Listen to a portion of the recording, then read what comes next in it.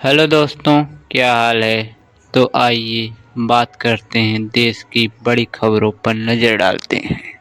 सुविधाएं नहीं देंगे ये सभापति जी बर्दाश्त नहीं कर पाएंगे। इसे उनको स्थायी करिए, उनको सारी की सारी जो सेवा शर्तें वो शर्तें दीजिए। सभापति जी, मैं आपके माध्यम से उत्तर प्रदेश के 18 लाख से ज्यादा और देश के कई करोड़ संविदा कर्मियों की समस्याओं को आपके बीच रखना चाहता हूं। सभापति जी, संविदा कर्मियों की नौकरी की असुरक्षा, वेतन की कमी, नियमित लाभ नहीं मिलने से बहुत सभापति महोदय, मैं समझता हूं समाज में सबसे परेशान, उपेक्षित, निरीह हैं। सभापति जी, आशा बहुओं को केवल 2,000 रुपए मिल रहे हैं, रोजगार सेवकों को केवल 8,850, शिक्षा मित्रों को केवल 10,000, आंगनबाड़ी को केवल 5,000, सहायकों को केवल 2,700 और अनुदेशकों को केवल 8,700, पंचायत शाखा को केवल 5,000, रसोइयों को केवल 2,000। सभापति महोदय, ये है उनकी मानदेय। साथ ही साथ इस मानदेय के साथ उनके ऊपर उनके ठेकेदार और नियुक्तिकर्ताओं ने जो संविदा की है उसमें बुरी तरह से सभापति जी शोषण हो रहा है।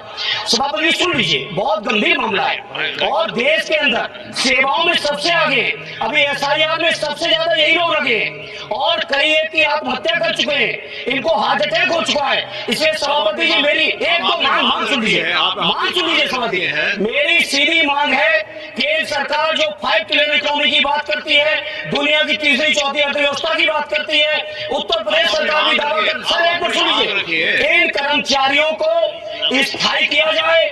स्थायी कर्मियों की जो सुविधाएं हैं, सेवाएं हैं, स्वास्थ्य लाभ है, बीमा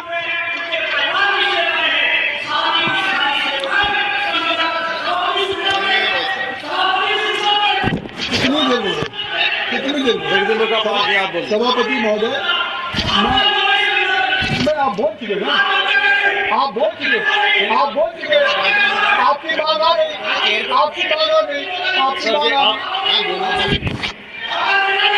तो मांग कर लो ना। आप चेयर से बात कीजिए, आप चेयर को बोलिएगा नहीं, कर लो यार, करोगे उधर भी। हम आपको मौका देंगे, आप बैठिएगा। आप 30 सेकंड में आप डिमांड रखिए, आप अपना डिमांड एक महीने में एसआईआर कराएंगे, उनको सुविधाएं नहीं देंगे ये सभापति जी बर्दाश्त नहीं कर पाएंगे। इसे उनको स्थायी करिए, उनको सारी की सारी जो सेवा शर्तें वो शर्तें दीजिए। सभापति जी, मैं आपके माध्यम से मैं चाहता हूं कि आज जो सरकार को तत्काल हस्तक्षेप करे, क्योंकि 7 दिन जो पूरे लोकसभा का सत्र होता है, मंडे टू फ्राइडे सभी मेंबर ऑफ पार्लियामेंट सदन में रहते हैं, सैटरडे संडे सबके क्षेत्र में कार्यक्रम लगे रहते हैं। कल हमारे भी दिव्यांग शिविर लगा हुआ है, किसी को बेंगलुरु जाना है, किसी को चेन्नई, किसी को कोलकाता। 400 इंडिगो की फ्लाइट कैंसिल हो गई, मेरी शाम की रात की फ्लाइट थी वो कैंसिल हो गई, कल सुबह की फ्लाइट कैंसिल हो गई।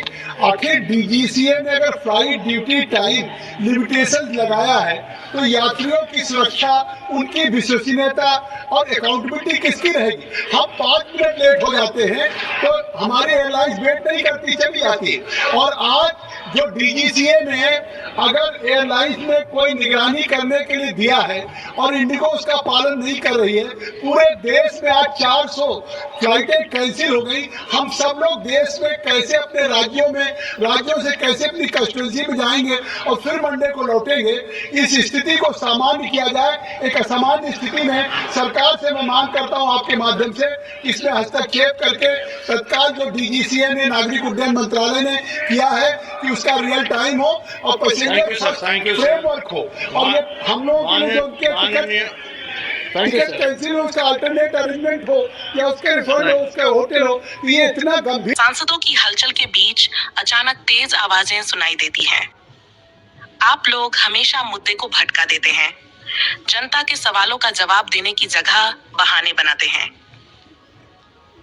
धर्मेंद्र जी, आप अपनी पार्टी की नाकामियों को छिपाने के लिए किसी पर उंगली न उठाएं, तथ्य सामने रखिए, आवाज नहीं। दोनों नेताओं की आवाजें ऊंची होने लगती हैं। पास खड़े सांसद और मीडिया कर्मी हैरान होकर देखते हैं।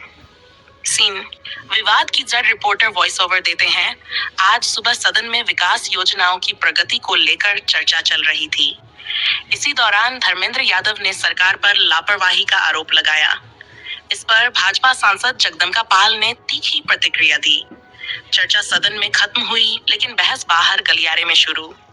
सीन थी बहस का तेज होना। धर्मेंद्र यादव, आप लोग सिर्फ घोषणाएं करते हैं, जमीनी सच्चाई शून्य है। सच्चाई यही है कि विपक्ष को देश की प्रगति दिखाई ही नहीं देती। आप केवल हंगामा करते हैं। बात बात में गुर्रागुर्री यानी तीखी बहस, आंखें तरेरी, आवाजें तेज, माहौल कुछ देर के लिए तनावपूर्ण हो जाता है। सीन चोर मध्यस्थता, तभी कुछ सांसद बीच बचाव करते हैं। अरे रहने दीजिए, शांति रखें, मीडिया के सामने ऐसी बहस ठीक नहीं। दोनों नेता थोड़ी देर बाद संयम दिखाते हैं और आगे बढ़ जाते हैं, लेकिन घटना की चर्चा पूरे संसद परिसर में फैल जाती है। सीन 5 दोनों नेताओं की सफाई। धैमरों के सामने बहस लोकतंत्र का हिस्सा है। मैंने सिर्फ जनता के मुद्दे उठाए हैं। जगदम्बिका पाल, हमने कोई गलत बात नहीं कही, देश हित में चर्चा हुई है, तीखा संवाद होता रहता है। Scene 6 studio back to anchor. तो दर्शकों, ये थी बड़ी खबर, जहां धर्मेंद्र यादव और जगदम्बिका पाल के बीच आज गर्मागर्म बहस हुई। राजनीतिक गलियारों में ये चर्चा तेज है।